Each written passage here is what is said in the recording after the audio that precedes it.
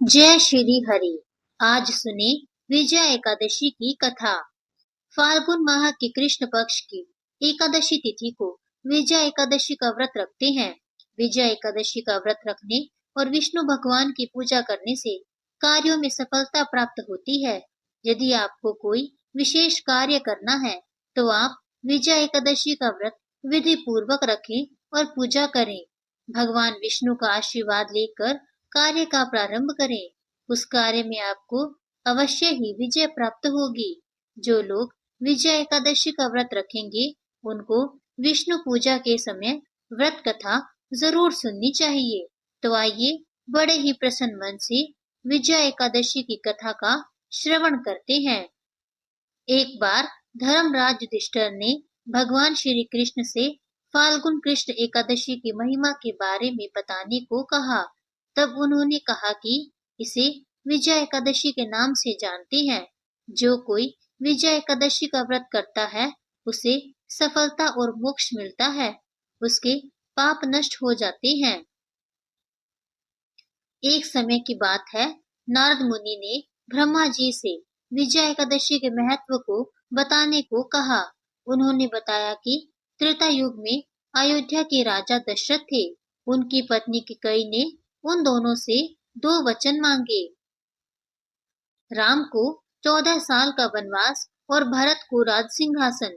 पिता की आज्ञा से राम जी अपने अनुज लक्ष्मण और पत्नी सीता के साथ वन में चले गए, जहां रावण ने सीता का हरण कर लिया था। सीता की खोज में राम और लक्ष्मण वन में भटकते रहे, जहां उनकी मुलाकात वीर हनुमान से हुई। सुग्रीव से मित्रता के बाद वानर दल सीता माता की खोज में निकलता है। हनुमान जी माता सीता का पता लगाते हैं। फिर भगवान राम वानर सेना की मदद से लंका पर चढ़ाई करने की योजना बनाते हैं, लेकिन सबसे बड़ी बाधा समुद्र होता है। उसे कैसे पार किया जाए? एक दिन लक्ष्मण जी ने प्रभु राम को बताया कि यहाँ से कुछ दूरी पर दालभ्य ऋषि का आश्रम है।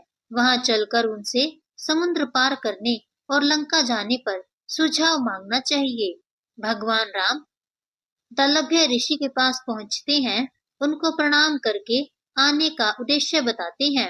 इस पर दालभ्य ऋषि ने कहा कि फाल्गुन कृष्ण एकादशी के दिन व्रत रखकर भगवान विष्णु की पूजा करें।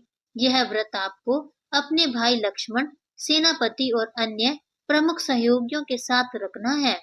उन्होंने फाल्गुन कृष्ण एकादशी व्रत की पूरी विधि बताई, साथ ही आश्वासन दिया कि इस व्रत को करने से आपको अपने कार्य में अवश्य ही सफलता मिलेगी।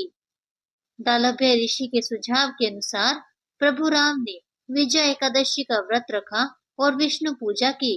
कहा जाता है कि इस व्रत के पुण्य फल के प्रभाव से वानर सेना समुद्र पार करने में सफल रही और लंका पर विजय प्राप्त हुई। भगवान राम ने रावण का वध कर माता सीता को मुक्त कराया। उसके बाद भगवान राम माता सीता के साथ अयोध्या लौट गए। जो कोई विजय एकादशी का व्रत विधि विधान से करता है उसे अपने कार्यों में सफलता अवश्य मिलती है।